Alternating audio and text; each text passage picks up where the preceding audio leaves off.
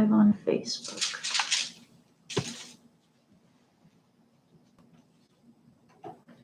Good morning, Chapel Cross, and anyone joining us for Bible class today as we continue our journey through Genesis. Some good alliteration there. Today we are in Genesis chapter 29. We are in the heart of the Jacob story.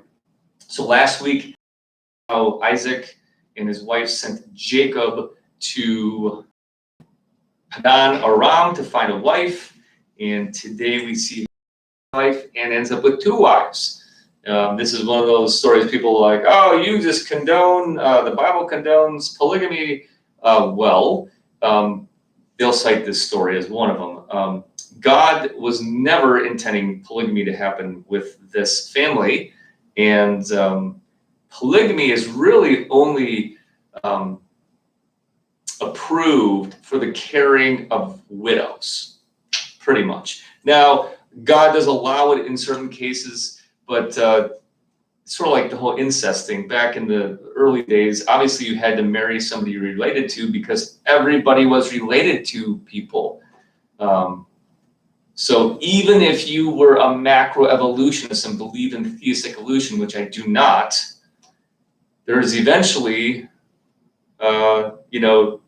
two of one kind, right? And they have to mate, and then they have kids, and they're related to each other, and they have kids. So obviously, the charges made against the Christian faith that it condones polygamy and condones incest is not true. So when God first created Adam and Eve, yes, they had kids and they married each other because that's what it was. Then God does draw a line on marrying within the family in the Leviticus code because it's bad for genetics once there's enough people on the planet. Likewise, God does not go and say, hey, go marry everybody you want. He's not pro-polygamy. Otherwise, he would have created Adam and Eve and Sarah and Leah all back then, and he didn't. But through sin and other things, there are situations in the Bible where men end up with more than one wife for unholy reasons. And then there was the Levitical code where God allowed a man to marry the widow of his brother to take care of her.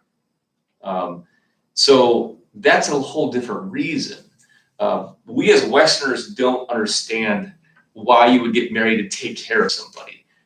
For us, it's all about, the Western world is all about romance. But in the ancient world, there was an element of taking care of people. And you didn't have to marry your brother's wife if it was going to cause a problem. And so there's a way out.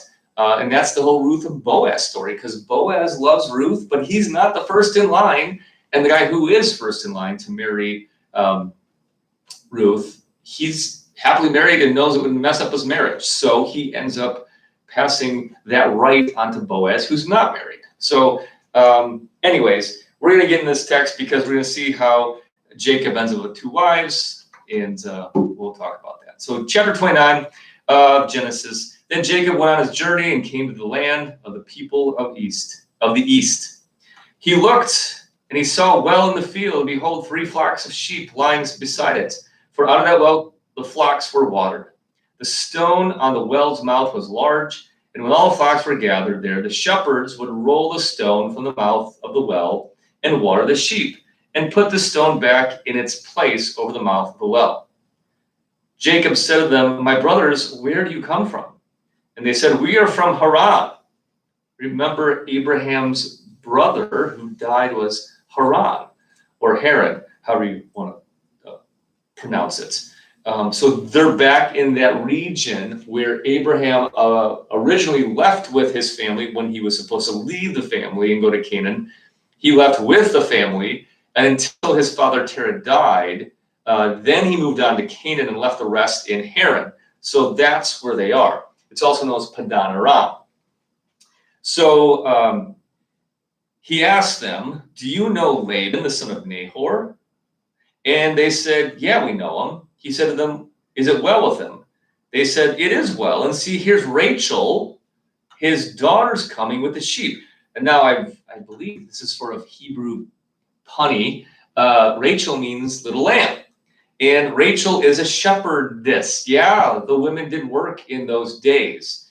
In fact, if I remember correctly, Moses meets his wife Zipporah at a well, and they're watering the flock of her father, Jethro, also known as Ruel. Here, Rachel is the daughter of a shepherd, and she's helping shepherding the flock. Verse 7, behold, it is still high day. Not time for the livestock to gather together. Water the sheep and go pasture them, Jacob says. So Jacob knows what he's talking about. And he was not even the outdoorsman, but he was raised by a really good shepherd, a shepherding family. He knows what he's talking about. And he brings sort of the tradition of his family to this tradition and say, hey, you guys ain't doing it right. And they have an answer for this. Verse 8, we cannot until all the flocks are gathered together and the stone is rolled from the mouth of the well. Then we water the sheep.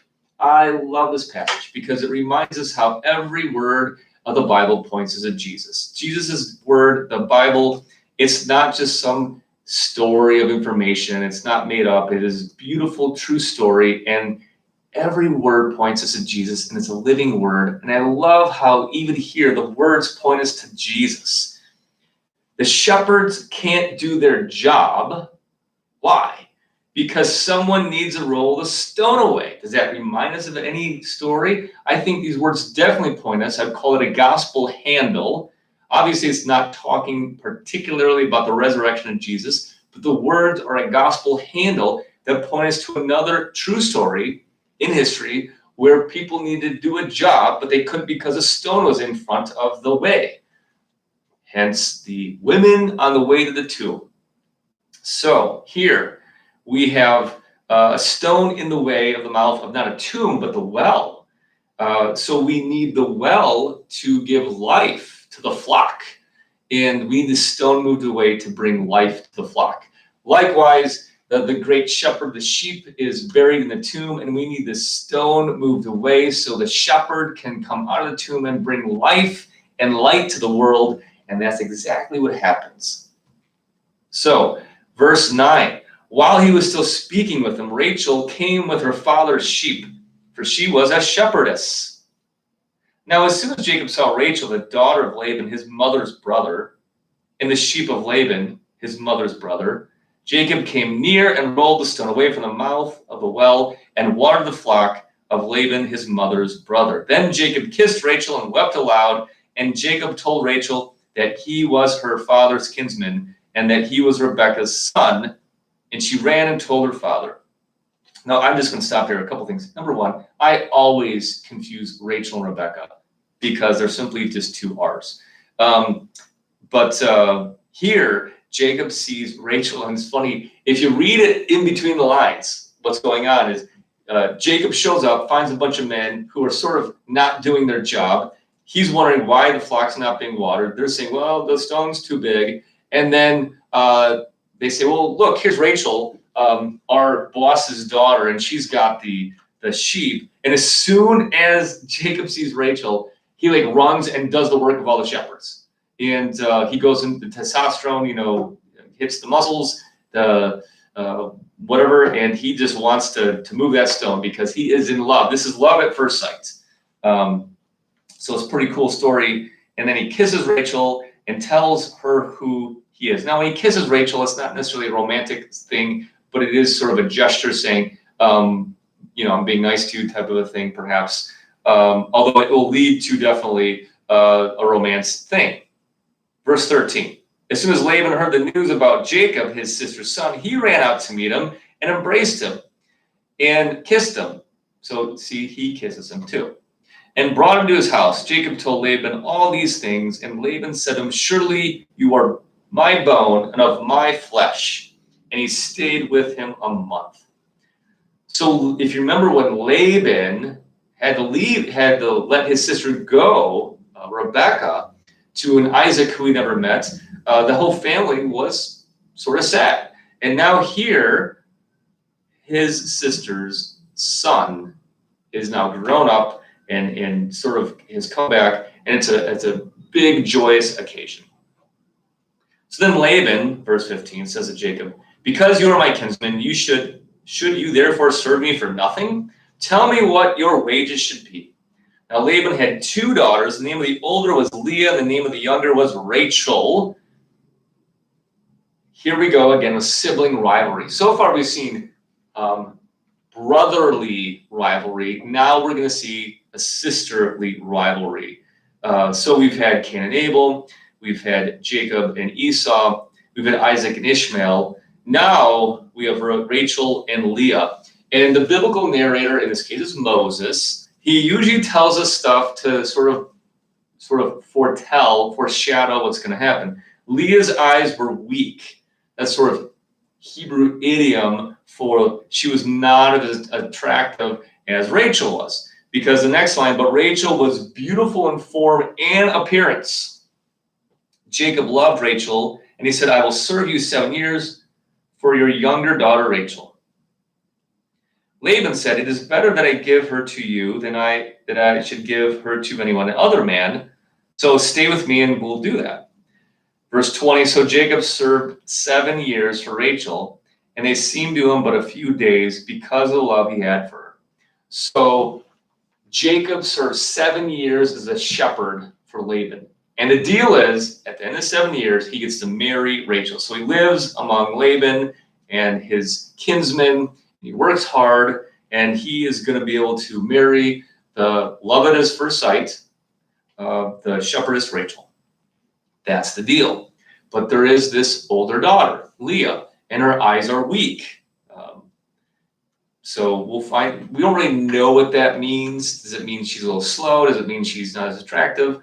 I don't know. But either way, we know that Jacob is definitely attracted to, and his heart is for Rachel. Verse 21, then Jacob said to Laban, give me my wife that I may go into her, for my time is completed. So Laban gathered all the people of the place and made a feast. And in the evening, he took his daughter Leah and brought her to Jacob, and he went into her. Now we can stop there and say, well, how does that happen? So they have this big feast. Obviously, there's wine involved. It doesn't mean that Jacob was drunk. He could have been, we don't know. But, there's also not light in the ancient world as there is in our world. So they have the feast, and then they go to the tent, and there's no light. So that's an easy way this could have happened. There's also not the whole ceremony that we would associate with. So, for instance, when Rebekah married Isaac, there was no ceremony. It just said that Isaac took Rebekah to his tent, and she became his wife. So that's the way the ancient world worked. So was there a big ceremony with the priest? It didn't sound like it. It sounded like they just had a feast. And then Laban probably got up and made a speech, but then switched Rachel and Leah.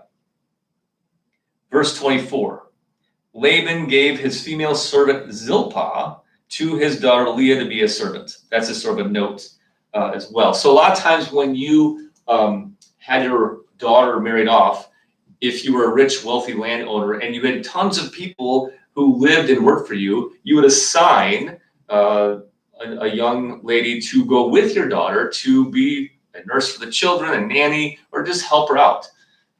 So he gives Zilpah in addition to Leah. Verse 25, and in the morning, behold, look, it was Leah. And Jacob said to Laban, what is this you have done to me? Did I not serve you for Rachel? Why then have you deceived me? And here's sort of the pun or the ironic twist. The deceiver who is deceived just got deceived. So it looks like Jacob's life is sort of figuring itself out. He grows up, and obviously, God's talked to him. He feels bad about what he did to Esau, perhaps, but he's sort of left that life, and now he's getting his life in order. And it's sort of like things come back to bite him in the butt. What he's done to Esau has now happened to him. In Esau's case, he lost a birthright, he lost a blessing. But now Jacob has those blessings and the birthright. Not only that, Jacob got blessed by God and promised that God was going to make his offspring like the stars of the sky. But now the wife that Jacob chose and asked for and worked for is not his wife, but the sister of his wife. So now we got a problem. And Jacob, who has been deceived, the deceiver being deceived, is not happy. So verse 26, Laban said, "It is not so done in our country to give the younger before the firstborn." So here again, we have culture and a different tradition than would be happen in Jacob's life with his family. And so Laban plays the "this is not the way we do it in our country" card. You know, when in Rome, do as the Romans do, right? When in Laban's house, do as Laban's house does. And so whether Jacob likes it or not doesn't matter. He's now married to Leah, whether he likes it or not.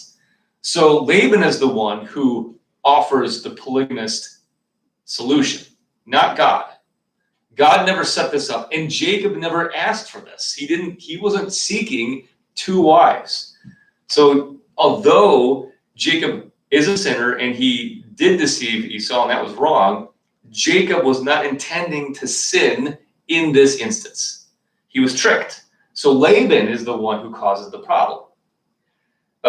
Verse 27, "Complete the week of this one, and we will give you the other also in return for serving me for another 7 years." So Jacob does not have to wait 7 more years. He has to pretty much fulfill the marital commitment of a 7-week like honeymoon type period. And then Laban says, "I'll give you Rachel too. She'll be your wife also." But then you got to work 7 more years.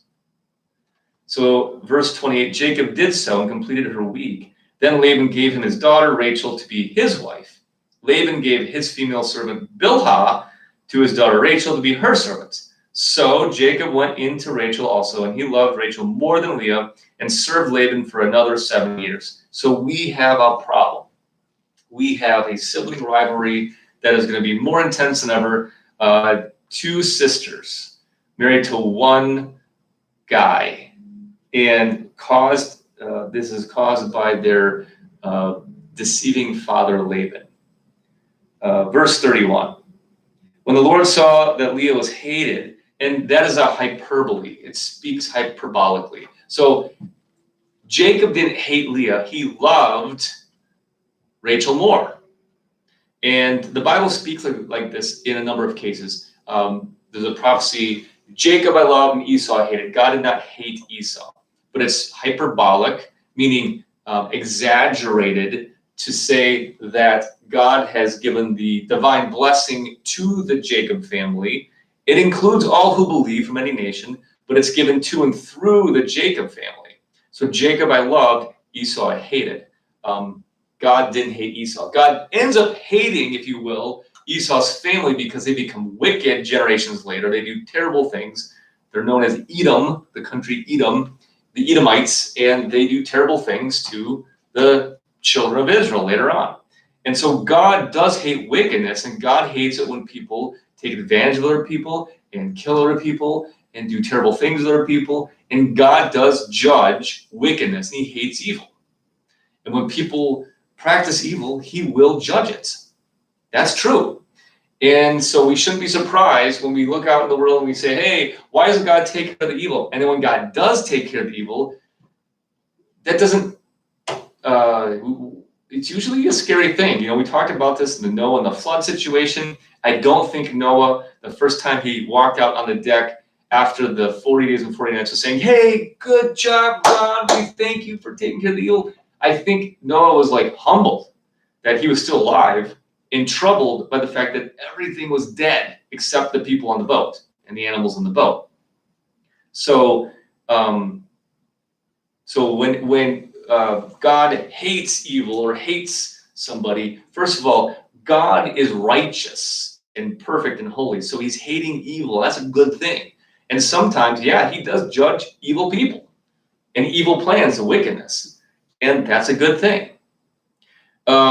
So God, the Lord Yahweh, sees that Leah was hated.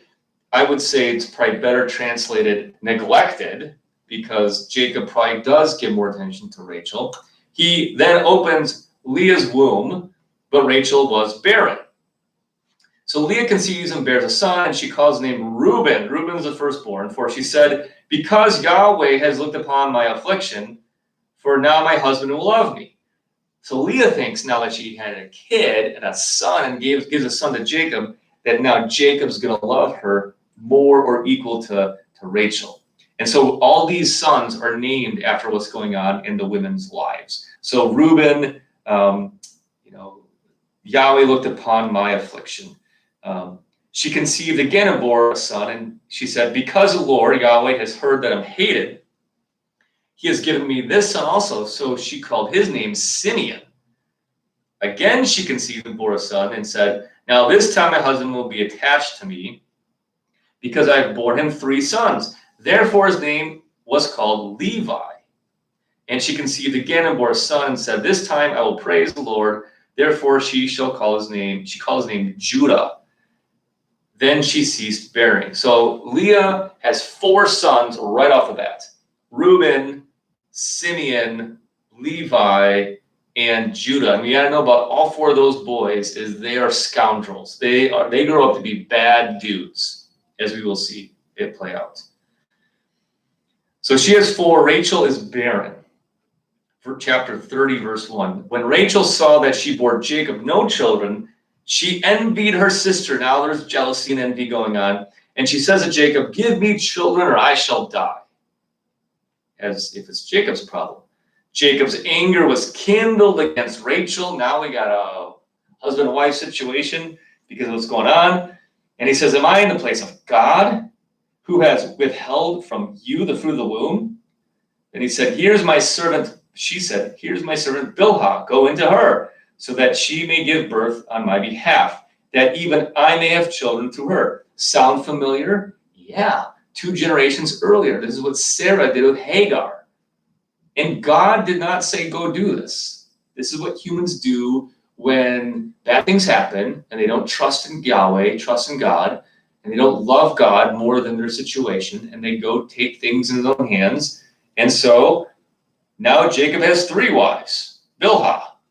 And Bilhah conceives and bears Jacob a son. And Rachel says, God has judged me and has also heard my voice and given me a son. Therefore she calls his name Dan. So Dan means to judge.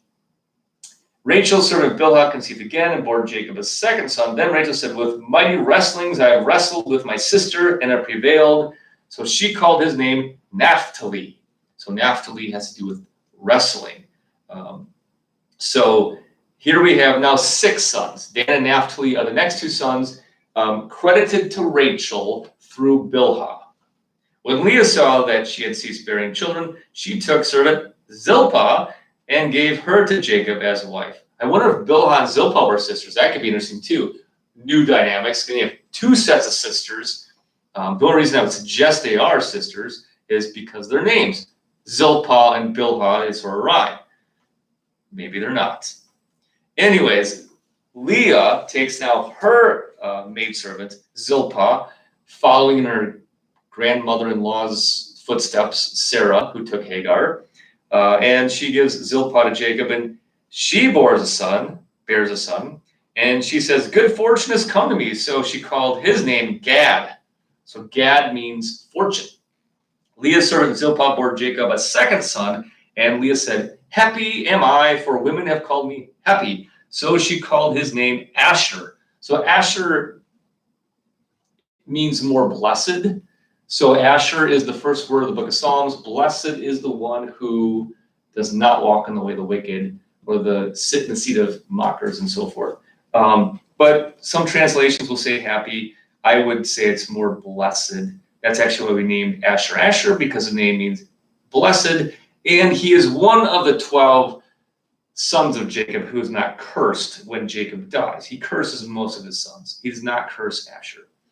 So that's 8 sons now. 4 from Leah, 2 from each of the maidservants. And now through that, he has 4 wives.